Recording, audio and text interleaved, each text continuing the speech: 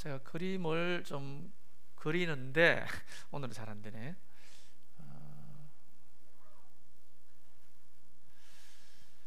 아까 찬양 불렀죠? 우리가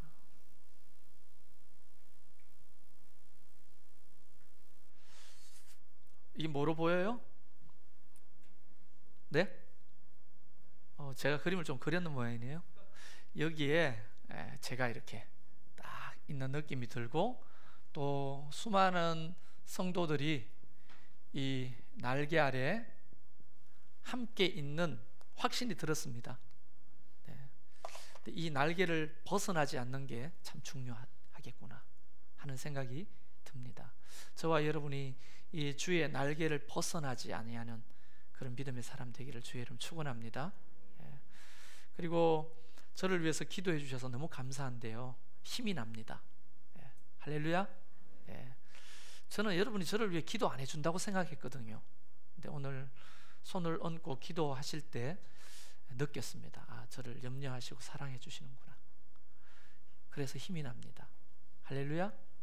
어제 서울에서 두 분 목사님을 만나서 우리 교역자들과 좀 친교도 하고 교제를 하면서 또 한 번의 하나님의 격려의 시간을 가졌는데, 그분들이 뭐 다 훌륭하신 분이고 또 교회도 크게 섬기시는 목사님들이고, 또 영국에서 박사하고 또 한국에서 박사하고 다 교수님들이시고 그러신데요, 아니, 두 목사님하고 전사님이 탐을 너무 내는 거예요.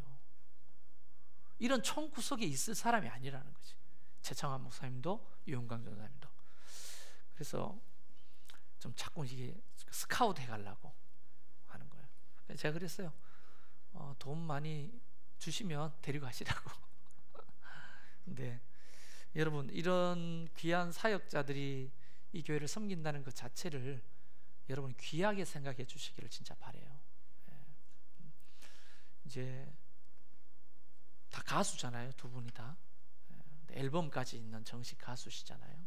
근데 그걸 2개씩 CD를 받아 들고 가시면서 저보고 그러더라고요. 야, 최 목사님 진짜 복이 많다고. 어떻게 이런, 우리는 6개월 동안 구해도 이런 분을 못 구했는데 이런 분을 구해가지고 사역을 하냐고. 그래서 제가 좀 어깨를 이렇게 뻣뻣하게 하면서 다 뭐 복 아니겠습니까? 복. 이러면서 좀 자랑을 했는데요. 뿐만 아니라 또 여러분과 함께 주님의 비전을 이루어가고 또 한 걸음 한 걸음 나간다는 자체가 저한테는 영광이고 힘입니다. 다만 문제는 우리가 이 주님의 날개 밖으로 벗어나지 않는 믿음의 사람이 되기를 주의 이름 축원합니다. 우리 교회는요, 주님이 이렇게 날개를 품고 계세요. 좀 힘들고 어려워도 그 안에 있으면 다 됩니다. 비록 우리가 임시성전으로 와 있지만 하나님이 이곳에서 영광이 더 크게 될 줄로 믿습니다. 할렐루야. 이제 오늘 드디어 누가복음 24장을 공부하게 됐습니다.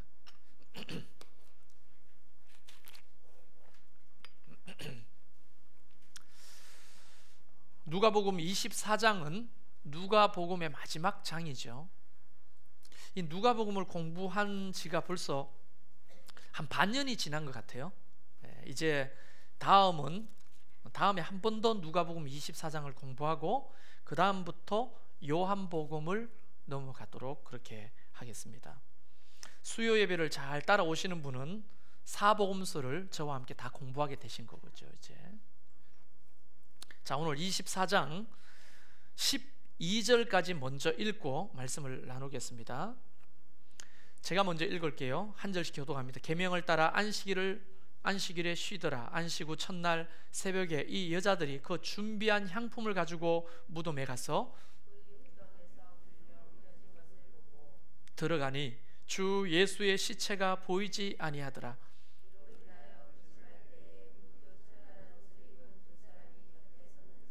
여자들이 두려워 얼굴을 땅에 대니 두 사람이 이르되 어찌하여 살아있는 자를 죽은 자 가운데서 찾느냐.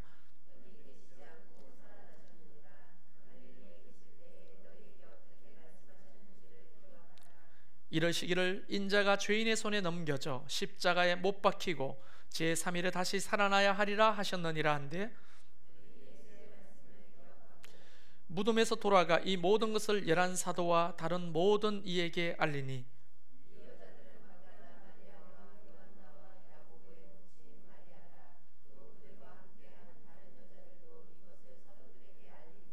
사도들은 그의 말이 허탄한 듯이 들려 믿지 아니하나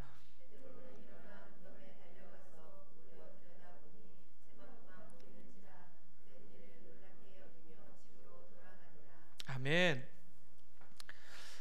자, 오늘 누가복음은 제가 다시 여러분에게 묻습니다. 누가 쓴 거죠?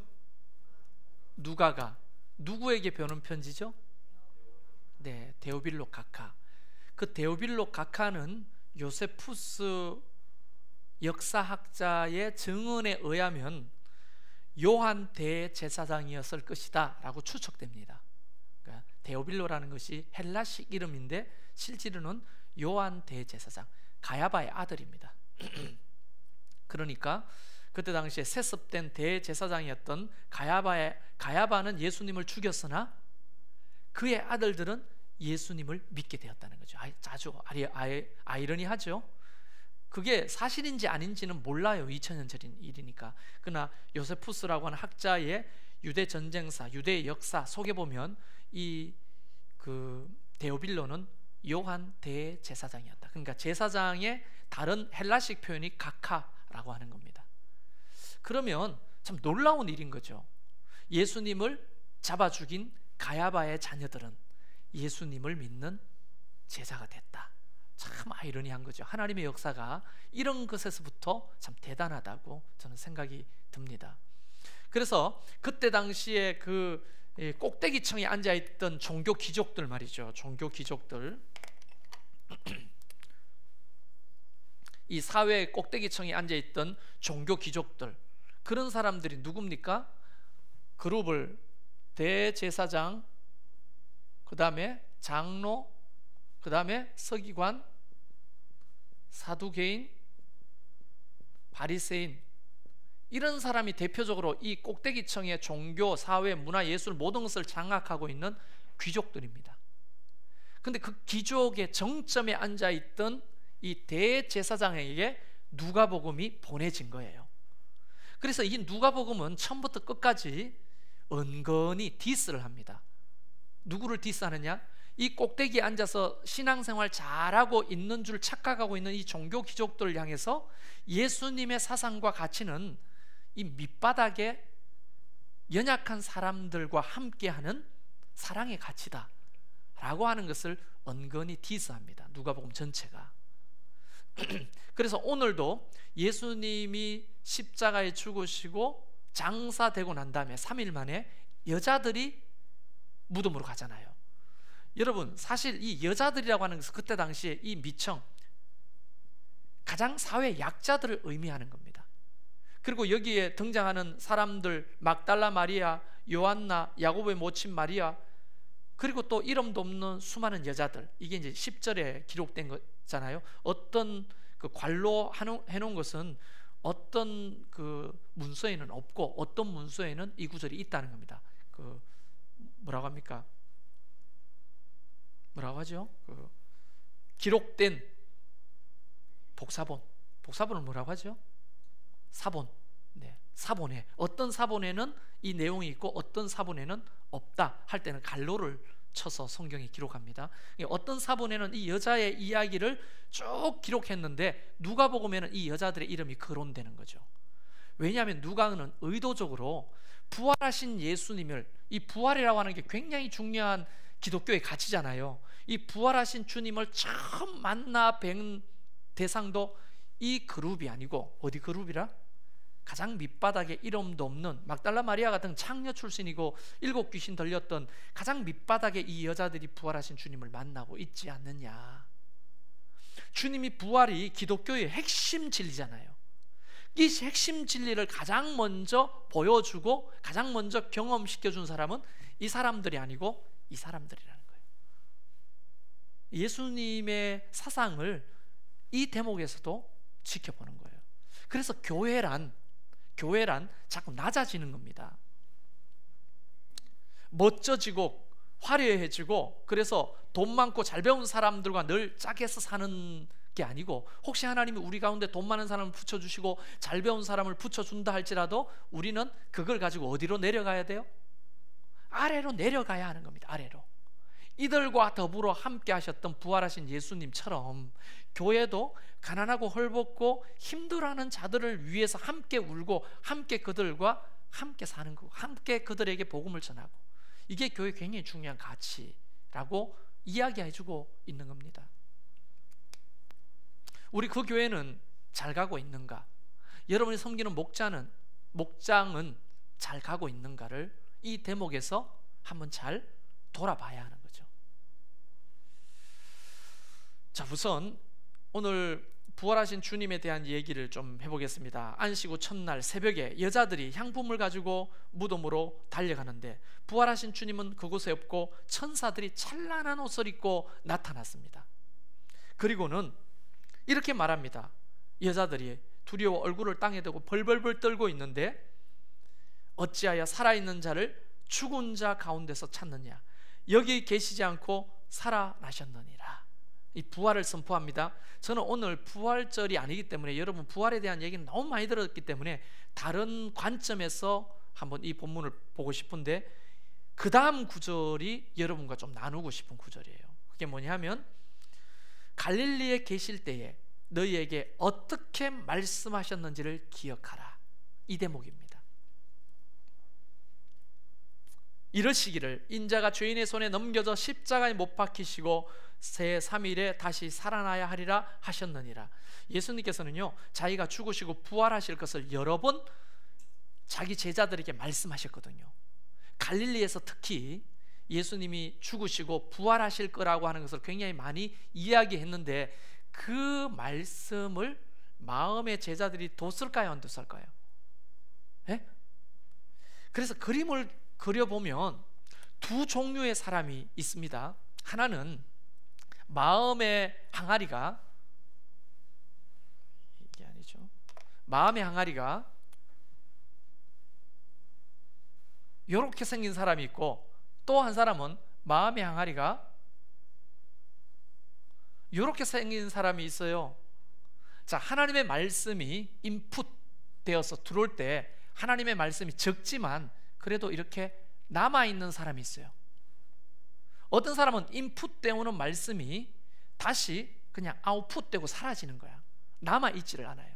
그래서 이거를 옛날 우리 어른들 얘기로 하면 한 귀로 듣고 한 귀로 흘려버리는 사람이 이 사람들이에요. 그런데 하나님의 말씀이 오래 기억되지는 않지만 그 중에 한 말씀이라도 내가 나에게 주신 하나님의 말씀으로 생각하고 가슴에 담아두는 사람이 있다는 거예요. 1번 유형과 2번 유형의 사람이 있었는데, 이 여자들은 1번 유형의 사람이었다는 거예요. 비록 못 배우고 천대받는 가장 낮은 자리에 있었던 사람이지만 예수님이 바닷가에서 산에서 또 말씀을 전할 때는 그 말씀을 어떻게 딱 청종하면서 그 말씀 한 구절이라도 가슴에 담아두었던 여인들, 그게 어떤 역사를 만들었냐면, 자 8절에 보면 그들이 예수의 말씀을 기억하고, 갑자기 천사가 딱 터치를 하니까 인풋되어 있던 이 말씀이 뭐 했다고요? 기억났다는 거예요. 그래서 여자들이 그때 바닷가에서 주님이 부활하신다고 하셨지 하는 것이 섬광처럼 인풋되어 있기 때문에 떠오른 겁니다. 기억되는 겁니다. 근데 2번 유형의 사람들은 기억될까요, 안 될까요? 터치해도 기억이 안 되는 거예요. 터치해도. 이게 하나님의 말씀이 굉장히 중요한 겁니다. 인풋되어 있어 남아 있어야 되는 거죠.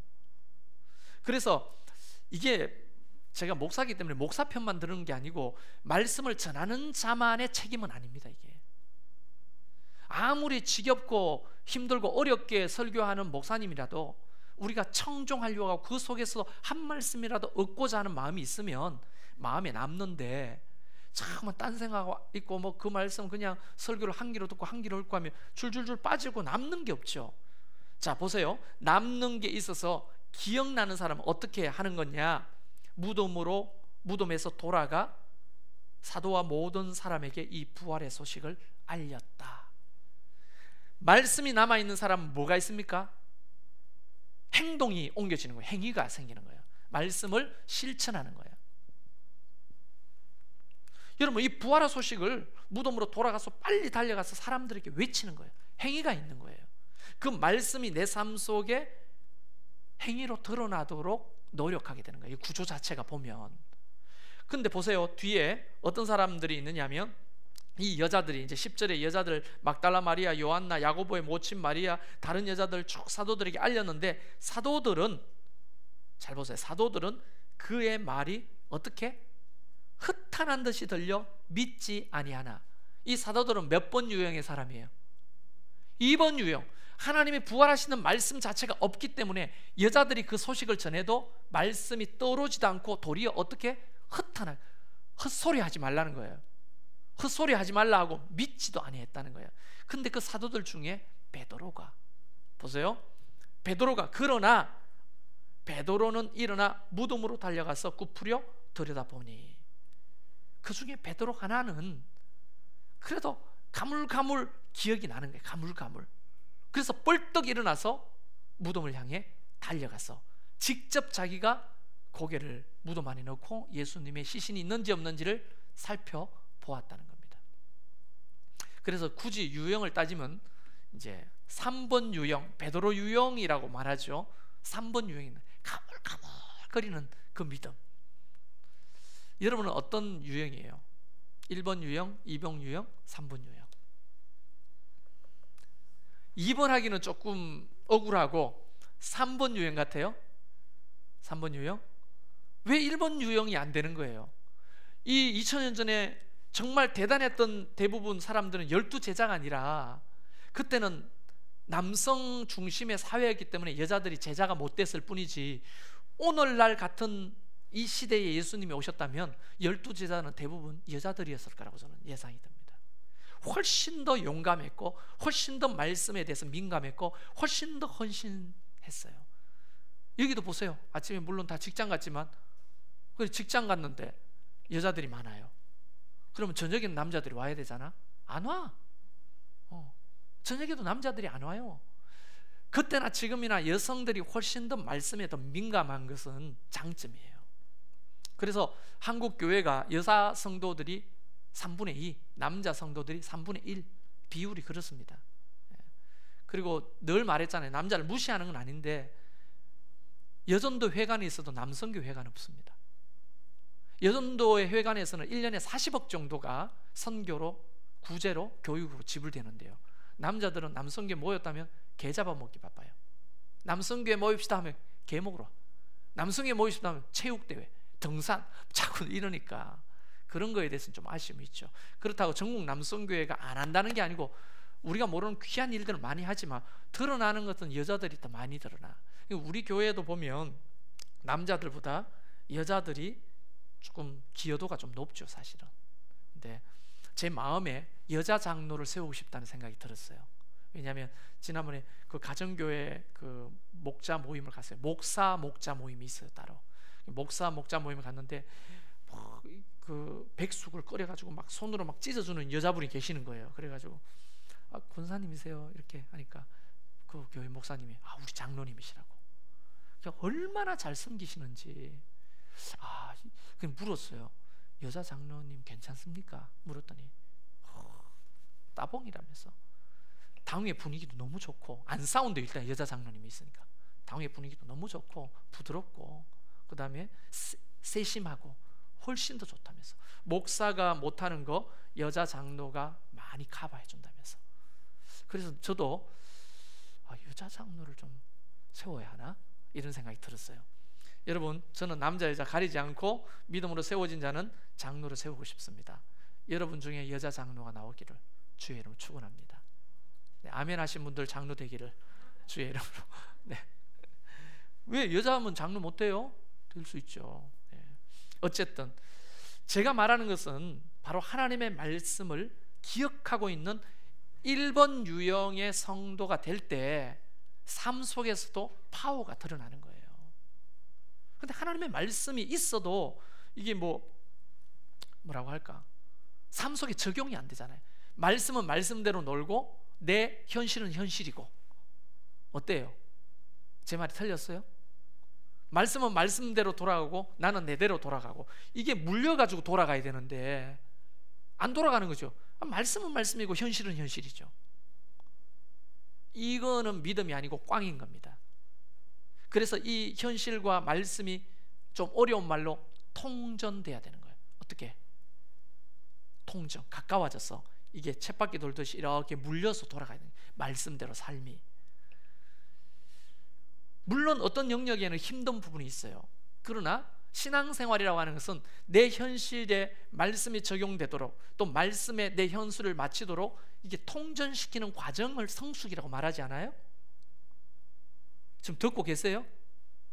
저를 위해 기도해 주셨던 분 맞죠? 네. 저는요, 여러분 기도도 중요하고 격려도 중요한데 말씀대로 내려고 발부동 치는 게 저한테는 가장 큰 격려입니다. 예. 밥 한 그릇 안 사줘도 돼요. 근데 성도가 말씀 붙들고 몸부림치고 힘들고 어렵고 손해라도 말씀대로 실천해 보려고 하고, 그 제가 늘 말하는데, 우리가 예수전도단 DTS 받을 때 반대정신이라는 게 있어요. 반대정신. 제가 한참 이 주제로 강의하고 다녔는데, 반대정신. 이게 반대정신은 뭐냐면 성경에 사도 바울의 고백입니다. 성령의 소욕과 육신의 소욕이 싸워요. 늘. 사도 바울도 그랬죠? 여러분 그래요, 안 그래요? 말씀을 조금이라도 기억하고 있으면 말씀이 주는 그 양심이, 믿음의 양심이 자꾸 이쪽에 움직이고 현실은 자꾸 여기를 하라고 하잖아요. 그런데 이걸 선택하려고 하니까 손해가 막심해. 자존심 상해. 그 다음에 하여간 하기 싫어. 그런데 이쪽은 성령께서 말씀을 통해 자꾸 이쪽을 하라는 거예요. 말씀대로 해보라는 거예요. 손해가 되더라도 힘들어도 자꾸 이걸 하라고 하냐. 이 두 소욕이 같이 자꾸 싸우잖아요. 근데 주로 우리는 어느 쪽을 가요? 이쪽을 가요? 이쪽을 가요? 네, 어느 쪽인지 말을 안 해요. 오른쪽은 육신의 소욕 쪽으로, 왼쪽은 성령의 소욕이다. 그럼 어느 쪽이에요? 주로? 오른쪽으로 자꾸만 가려고 하잖아요. 근데 이 오른쪽의 반대가 무슨 쪽이에요? 왼쪽이잖아요. 그러니까 눈 딱 감고 그냥 반대 정신을 가지고 왼쪽으로 해버리는 거예요. 예를 들어서 제가 자주 설명하잖아요. 예전에 그 전도사 시절에 갑자기 그 저녁 예배는 헌금 시간이 없거든요. 근데 그 헌신 예배를 했는데 강사 목사님이 오늘 주님 앞에 헌신해 봅시다. 헌금 바구니 어디 있어요? 갑자기 저녁 예배 헌금 바구니를 찾아서, 난 전도사니까 헌금 바구니 해가지고 헌금 바구니를 가져왔더니, 오늘 낮 예배 때 헌금 위원하신 분 누구예요? 그래서 손을 이렇게 집사님 한 분 들었어요. 자, 그럼 오늘 집사님이 저녁 예배도 헌금 위원하셔 하고 헌금 바구니를 그분한테 줬습니다. 내 지갑과 또 내 주머니에 있는 모든 것들을 주님 앞에 드려보자고 이러는 거예요. 갑자기 설교 시간에. 그래서 막 웅성웅성거리고 하더니 막 얼마나 뻘쭘하겠어요. 그럼 지갑을 열고 뭐 주머니를 내가지고 뭐 다 하여간 몽땅. 근데 어떤 분이 좀 큰 돈이 있었나 봐. 이제 그러면서 막 둘이 막 속닥거리면서 웃으면서 어떡하냐 막 이러고 하더라고. 뒤에 서 있는데, 근데 내 주머니에 또 돈이 있었는데 그게 그 시골에서 버스를 타고 내 집까지 갈 버스비예요, 이게. 근데 내 주머니에 있는 거를 다 드리자고 목사님이 했는데, 순간 이제 하나님 아시죠? 나 그 차비예요. 이거 없으면 나 못 나가요. 이 말과, 근데 오늘 강단에서 성령께서 한번 드려보자라고 했을 때 막 떠오르죠. 그럼 만약 내가 차비가 없으면 어떻게 가야 되나? 걸어서 가면 7시간이 걸리는데 7시간을 걸어가야 되나? 밤새도록. 누가 태워주나? 이 밤에 시골에 차도 없는데 막 오만 생각이 다 들고, 이쪽에는 양심은, 말씀은 한번 순종해보자, 이런 게 이제 싸우는 거예요. 어떻게 했을까요? 제가 반대정신. 반대정신은 뭐예요? 자꾸 육신의 소욕 계산하고 나는 못 나가, 7시간 동안 어떻게 걸어나가, 이 밤에 시골길에 무슨 차가 있겠어, 막 이런 생각이 있고, 이쪽에는 닫고 다 드려라 다 드려라 하는데 계산하지 않고 내 주머니에 있는 것을 탈탈 털어서 주님 앞에 드렸어요. 못 나가는 거죠, 나는 시골에서. 그리고 제가 간증했죠. 기억나요? 그러고는 털럭털럭 예배를 마치고 이런 사정을 누가 알겠어요? 옛날에 서류 가방 있잖아요. 전사 복숭아뼈 다 나오는 짧은, 빌려온 이런 거, 요즘은 이게 유행이더라고. 짧은 이런 걸 입고 서류 가방 들고 전도사인데, 그때 당시에 머리 핑크를 했거든요. 핑크한 머리를 들고 시골길에 딱 나와 있는데 캄캄한데 그 시골길에 무슨 차가 다녀요? 하고 이제 걷기로 작정한 거죠. 이제 시내까지 7시간을 걸어 나가야 돼요. 한 30km는 1시간에 4km를 걷잖아요. 그럼 28km, 30km는 7시간을 걸어가야 돼. 걷기 시작하는 거예요. 근데 갑자기 저기서 차가 쫙 오는 거예요. 막 불을 쌍라이트를 켜고. 그래가지고 난 또 이런 거는 잘 못하거든요. 내성적이라 안 믿겠지만 그때는 그랬어요. 이런 건 못하는데 그냥 가는데 갑자기 꽤 하고 서는데 덤프 트럭이잖아. 덤프 트럭을. 그래가지고 끼익 서더니만 어디까지 가세요? 하고 예, 시내까지 나가. 타세요 하고 그 덤프 트럭에 올라탔어요. 탔는데 그분이 아니 이 시간에 이 길을 지나갑니까? 묻는 거예요. 사실은 제가 여기 청년교회 전도사람이었으니까. 그래서 주님이 나를 이곳으로 보냈구나.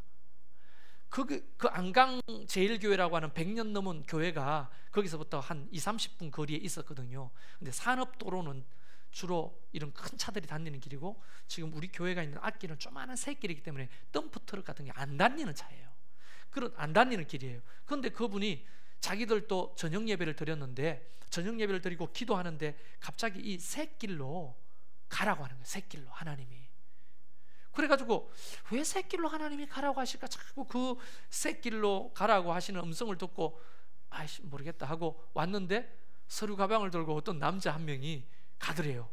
그 순간 저 사람을 태워가야 되겠구나 해서 태웠는데 바로 정거예요. 근데 그분이 놀랍게도 택시처럼 우리 집 앞에까지 갔어요. 왜냐하면 그분은 그 안강에서 울산 중공호까지 가는 길이었고, 우리 집은 그 중공호 가는 길 도로변에 있었거든요. 그 덤프트럭을 딱 내렸는데 너무 감사합니다. 하나님이 이렇게 나를 인도하시는구나 하고 집에 왔는데, 부산에서 진짜 부자 사촌 누나가 와 계시는 거예요. 그래가지고 야 성렬아 너 오랜만이다 그러면서 막 끌어안고 갈 때 돈을 수표를 주는 거예요. 갈 때 진짜 부자예요. 그러니까 그 미용실을 하는데 시다만 한 20명 돼요. 부산에서 엄청나게 큰 미용실을 했어요. 아파트에 살고 뭐 그 매형은 중장비를 하고 하는데, 그분이 그때 만져보지도 못한 수표를 주면서 책 사봐라고 그렇게 주는데, 이게 그때 막 다 이게 떠오르는 거죠. 생각이 나는 거잖아요. 내가 그때 만약 주머니에 넣고 하나님 내 형편 아시잖아요. 나가는 차비예요. 이거 타야 돼요.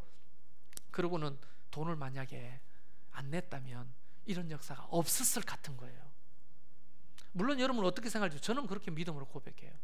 반대 정신이 중요한 거예요. 하나님의 말씀이 들어오면 이 반대 정신을 행동하기가 쉽겠어요, 어렵겠어요? 좀 쉬워져요. 말씀이 쌓여 있으면.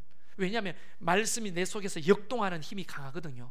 말씀이 없으면 역동하는 힘이 강해요, 안 강해요? 안 강하죠. 그러니까 말씀이 나를 막 지배하고 쿵닥쿵닥 이렇게 행동으로 옮기게 역사하는 역동이 약한 거예요. 그래서 이 여자들은, 성경에 나오는 이 여자들은 하나님의 말씀을 잘 기억한 자였기 때문에 누가 그 무덤으로 달려가고 싶겠어요? 누가 사람들에게 달려가가지고 이 복음을 전하고 싶겠어요? 그 새벽에. 여러분 새벽이 얼마나 무섭습니까? 그런데 이 여자들은 기꺼이 그것을 한 것은, 그들을 움직인 믿음은 어디서부터 시작된 거냐? 기억되어 있는, 머물러 있는 하나님의 말씀이 역동이 일어난 거예요. 믿음의 역동이. 하나님의 말씀을 듣고 읽고 지키는 게 너무 중요한 거예요. 설교하면 넣는 게 무슨 소용이 있냐? 또 성경 공부하는 거 이런 게 뭐 시간 허비 갖고 애들 봐야 되고 뭐 밥 차려줘야 되고 나도 좀 쉬어야 되는데 성경 공부하는 게 무슨 소용이 있겠나 하지만 너무너무 중요합니다. 살아갈 때, 신앙생활할 때는 말씀을 떠나서는 안 되는 거예요.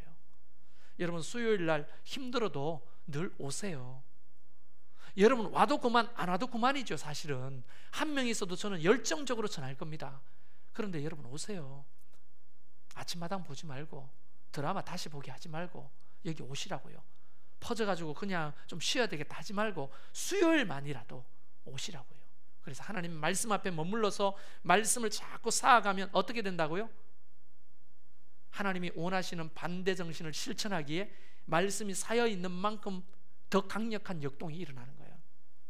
반대 정신을 행하면 역사가 일어나요, 안 일어나요?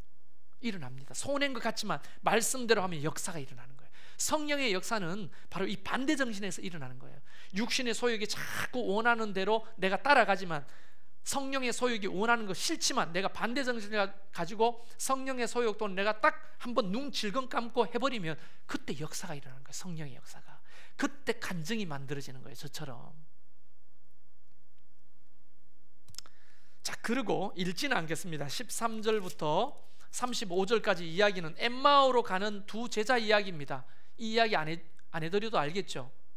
두 제자 중에, 12제자 중에 한 사람은 아닌 것 같아요. 여러 가지 사람들의 증언들이 있습니다만 이름은 글로바다 이렇게 되어 있는데요, 예수님의 숙부다 또는 요셉의 형제였다, 이런 여러 가지가 있는데 동일인지 아닌지는 잘 몰라요.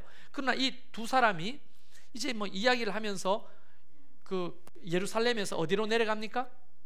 여리고로 내려가고 있어요. 이슈는 뭐냐 하면 예수가 부활했다는 소문을 들었다는 겁니다. 그런데 갑자기 어디에서 나타난지 낯선 한 나그네가 두 사람이 내려가는 길 옆에 붙었어요. 그래서 무슨 얘기를 그렇게 열심히 재미나게 하고 계세요 했더니, 이 내려가던 두 명의 그 제자가 그 나그네를 힐끗 바라보면서, 아니 당신 못 들었어요? 지금 난리도 아닌데 예루살렘은 무슨 얘기입니까? 했더니 22절에 또한 우리 중에 어떤 여자들이 우리를 놀라게 하였으니 이는 그들이 새벽에 무덤으로 갔다가 시체를 보지 못했고 그가 살아났다 하더라 하는 소문을 들은 겁니다. 어떤 여자들이 말해주는 것을 들었다는 겁니다. 그리고 또 24절에 우리와 함께한 자 중에 두어 사람이 무덤에 가서 여자들이 말한 바와 같은 것을 보았다 하더이다. 다시 말하면 이 막달라 마리아와 다른 여자들이 이야기한 것을 소문으로 들었고, 또 그걸 듣고 베드로와 몇 명의 제자들이 그걸 확인하러 갔다가 이 얘기를 들었는데 예수님이 부활했다는 소식을 들었다는 거예요. 여러분, 지식으로 아는 부활은 힘이 없습니다. 듣고 아는 부활은 감동도 없습니다. 듣고 아는 것은 감사도 없고, 듣고 아는 것은 물론 이제 말씀을 들으면서 믿음이 나지만 여기서 말하는 사람의 이야기를 듣는 거죠. 소문으로 듣고 부활을 아는 것, 이걸 다른 말로 지식으로 아는 부활은 힘이 없습니다. 근데 보세요, 갑자기 함께 가던 그분이 미련하고 선지자들이 말한 모든 것을 마음에 더디 믿는 자들이여, 그리스도가 이런 고난을 받고 자기의 영광에 들어가야 할 것이 아니냐 하시고, 이에 모세부터 모든 선지자의 걸로 시작하여 모든 성경에 쓴 바 자기에 관한 것을 자세히 설명하니라. 여러분, 사람의 소문으로 듣고 아는 게 아니라 이제 하나님의 말씀을 통해 예수님의 부활을 전해 듣게 되는 거죠, 이 사람이. 그리고 함께 음식을 잡수실 때 떡을 가지사 축사하시고 떼어 그들에게 주셨다. 교제도 하시죠, 말씀도 가르쳐 주시죠, 함께 걸어가시죠. 그때 어떻게 됩니까? 31절에 그들의 눈이 밝아져 부활하신 예수님인 줄 알아보았더라 하는 거예요. 여러분, 앞에 이야기와 뒤의 이야기를 좀 이야기하면 지식으로 아는 부활은 힘이 없어요. 감동도 없고 감사도 없고 변화도 없고 능력도 없습니다. 그러나 부활하신 주님을 체험적으로 경험하면 어떻게 되는 겁니까? 눈이 밝아져서 주님이 누군지 알 뿐 아니라 그들이 여리고로 내려가다가 그 시로 갑자기 어떻게 해요? 성경에 보면 33절에 곧 그대로 일어나 예루살렘으로 돌아가니 라고 말했잖아요. 변화가 있는 거예요. 그리고 행동의 삶의 변화가 일어나는 거예요. 그래서 굳이 이야기하자면, 시간이 많이 지났기 때문에 굳이 이야기하자면 이겁니다. 지식으로 알고 있는 부활은 삶의 변화를 주지 않지만 내가 체험적으로 부활하신 예수님을 만날 때는 이야기가 달라진다는 거예요. 그때는 파워가 생기는 거예요. 능력이 생기는 거예요. 힘이 생기는 거예요. 자, 우리는 부활의 증인으로 전도의 삶을 살아야 되는데, 우리 부산에 세미나 갔다 오신 두 분, 복음을 전하고 전도하는 일 중요하다는 걸 느꼈죠. 그렇죠? 그분들이 간증 많이 하죠. 간증할 때 밥을 왜 해먹어야 되는지, 식사를 왜 해야 되는지, 왜 전도해야 되는지, 이런 것들을 아마 뼈저리게 느끼고 왔을 거예요. 그리고 증언에 의하면 두 분 헌신도 하고 은혜도 받고 왔다고 들었는데, 여러분 생각해 보세요. 두 분한테 묻습니다. 두 분한테 묻는 거예요. 고개 숙이지 말고. 전도를 왜 해야 돼요? 영혼 구원은 누가 그토록 원했던 겁니까? 네. 목사가 원하는 게 아니잖아요. 목사가 전도하자면 잔소리로 들리죠. 하나님이 그토록 원하셨던 복음 전도를 우리가 교회가 하는 것이 본질이잖아요. 본질. 근데 그 본질을 왜 실천이 안 되느냐, 이런 거죠. 이유는 들어본죠. 일단 귀찮아요, 전도하는 게. 그 다음에 부담스러워요. 그렇죠? 부담스럽죠. 그리고 두려워요. 그리고 또 어떻게 하는지 모르겠어요. 여러분, 이 여자들과 부활하신 주님을 만난 사람들은요, 여러분이 말하는 거 안 착했어요? 안 두렵겠어요? 그렇죠? 방법을 알겠어요? 근데 부활하신 예수님을 만나면 그 뜨거운 열정이 복음을 전할 수밖에 없는 거예요.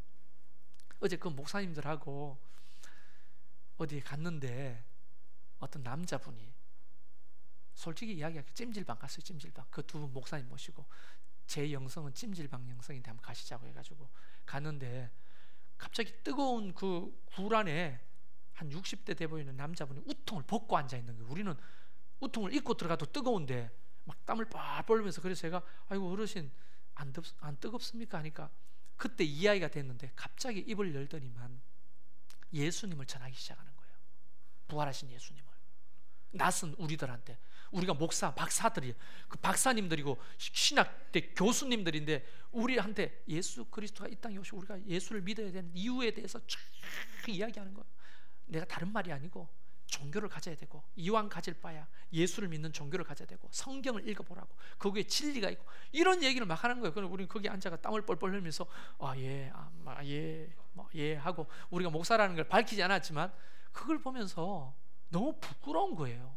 그분은 도대체 무언데 그 찜질방에 앉아가 낯선 남자들한테 그냥 다른 것도 아니고 예수의 복음을, 그리고 또 너무나 잘 전하는 거, 조목조목 예수님 왜 이 땅에 오셨고, 그 다음에 그분이 올라가시고 이제 재림하실 때가 다 됐고 우리는 깨어 있어야 되고 예수 믿어야 된다는 이야기를, 처음에는 이단인가, 이거 신천지가 뭐야, 이거 막 이렇게 생각했는데 가만 듣자 하니까 다 성경적인 얘기를 하는 거예요.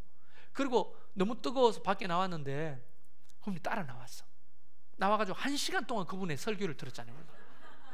좀 내가 이분들 박사님들이고 다 신학대 교수님이다, 이 말이 여기까지 나오는데 목사님이 제지를 하시더라고요. 한번 들어보자고. 듣는데 명리학, 유교, 불교, 원불교부터 쫙 이야기하고 그게 얼마나 잘못됐고 예수 그리스도가 진짜인지를 이야기하는데, 거기서 우리 은혜 받고 1시간 동안 부흥했어요. 찜질방에서. 그래서 우리가 헤어져서 내려와서 저 개고기를 먹으러 갔는데, 개고기 먹으면서도 우리 이야기는 그거였어. 야, 참 하나님이 만나게 하셨다. 어떤 목사님의 표현대로 하면 선수적 은혜다. 하나님이 붙여주시고 만나게 하신 분이다 라고 하셨어요. 근데 그분을 볼 때 그분이 많이 배운 분 같지도 않고 뭐 그런데도 왜 낯선 사람들에게 이렇게 예수의 복음을 전할까요? 저는 믿는 게 있습니다. 그분은 부활하신 예수님을 만난 분이에요. 만나면 돌아가게 돼 있어요. 여리고로 내려가다가 갑자기 그대로 서서 일어나 예루살렘으로 돌아가게 돼 있다고요. 뭘 따져요? 복음을 전하는데 예수 그리스도 복음을 전해야죠. 얼마나 좋아요. 두 분 갔다 왔으니까 이제 고리 끼울 때 얼마나 많은 사람 만나요. 다 전도 대상자들이야. 교회 안 나오는 사람도 거기 오죠. 교회 나가라고 이야기하고, 우리 교회에서 실종한 사람도 거기 오죠. 이제 정신 차리고 돌아오라고 이야기도 하고. 예수 그리스도 복음을 전해야 될 거 아니에요. 고리 꼽아가지고 25원 15원 남기는 게 중요한 게 아니고, 하나님이 왜 고리를 꼽게 하셨냐, 이를 통해서 사랑방을 만들고, 전도 대상들이야. 하나님 말씀을 전해야 될 대상들이에요. 그래서 성경은 다니엘서에도 그랬지만, 사람들을 옳은 대로 돌아오게 하는 자는 궁창에 별과 같이 빛나게 하리라. 여러분 믿으십니까? 옳은 대로, 그냥 내하고만 그냥 친해져 가지고 그냥 예수 믿든지 안 믿든지 나만 친하면 돼, 나한테만 잘해주면 돼. 그건 뭐 하는 짓이에요? 하나님이 나한테 붙여주셨다면 그들을 옳은 대로 이끌어야지. 옳은 대로 복음으로 이끌고 말씀으로 이끌고 믿음으로 이끌어야죠. 할렐루야. 그게 진짜 믿음이에요. 저는 여러분이 오늘 이 엠마오로 가던 두 제자처럼 부활하신 주님을 체험적으로 만나기를 주님 축원합니다. 그냥 듣고 소문 듣고 부활하신 주님이 부활했어 이런 소문 듣고는 모르는 거예요. 이 소문은 이번 유형으로 빠져버립니다. 그냥 힘이 없어요. 하나님의 말씀으로 모세부터 선지자의 글까지 말씀으로 채워주시잖아요. 그러니까 눈이 열려서 예수님을 알아보고 그 말씀을 통해서 그가 부활하신 주님을 만남으로 소문이 아니라 이제 만난 예수님을 전하러 가는 거잖아요. 이 말만 하고 마치겠습니다. 저도 그런 얘기를 많이 했어요. 하나님 우리 성도들한테 좀 보여주세요. 그냥 자기 전에 갑자기 환한 빛이 침대 밑에서 나와가지고 내니 두려워 말라. 내가 너를 목자로 불렀다. 바나바로 불렀다. 그리고 전도해라. 이렇게 하면 전도 안 할 사람 누가 있겠어요? 하나님 그렇게 좀 보여주세요. 이렇게 기도를 새벽 기도 때마다 우리 성도들한테 보여달라고 그러면 주님이 하시는 말씀이 딱 한 가지, 보지 않고 믿는 것이 복되도다. 더 큰 믿음은 이걸 기정사실로 믿고 우리가 그것을 하다 보면 그 속에서 주님을 만나는 거예요. 주님을 만나고 그것을 가는 게 아니라 그 말씀대로 순종하다 보면 체험하고 주님을 만나게 되는 거예요. 제가 부산에서 전도부 담당할 때 이야기했잖아요. 군사님 100kg가 넘는 군사님이 무릎팍이 관절염, 류마티스 관절염 때문에 걷지도 못하는데 목요 전도반에 늘 나오셨다고요. 그래가지고 군사님 안 나오셔도 됩니다. 기도만 해주세요. 아니요, 나 전해야 되겠어요. 그러고는 기도라도 나와서 하겠다고 기도하고 또 따라 나가지고 짝대기 짚고 가면서 복음을 전해요. 근데 그분의 간증이 뭐냐? 전도하다가 류마티스 관절염이 나았다고 100kg가 넘는 몸을 뚱껑충 뛰면서 간증을 했어요. 낫게 해줬다고. 순종하다 보면, 말씀대로 순종하다 보면 그곳에서 주님을 만나는 거예요. 주님을 만나야 순종하는 게 아니고 믿고 순종하다 보면 만나는 거예요. 할렐루야. 그런 은혜가 저와 여러분에게 있길 바라요. 그래서 우리 교회가 좀 믿음의 사람들이 많으면 좋겠어. 이런 유형의 사람들은 많아도 힘이 없어요. 이 반대 정신이 안 돼. 고집과 아집, 내 계산으로 그게 잘 실천이 안 된다고요. 근데 1번 유형의 사람들은요, 말씀에 역동이 생기니까 움직이게 돼 있고 실천하게 돼 있다고요. 나는 저와 여러분이 이 여인들처럼, 이 엠마오로 가던 제자들처럼 하나님의 말씀을 통해 주님을 깨닫고 삶이 변화되는 역사가 있기를 주님을 축원합니다. 우리 앞뒤 옆 사람이 믿음으로 선포하십시오. 이런 믿음으로 사십시오.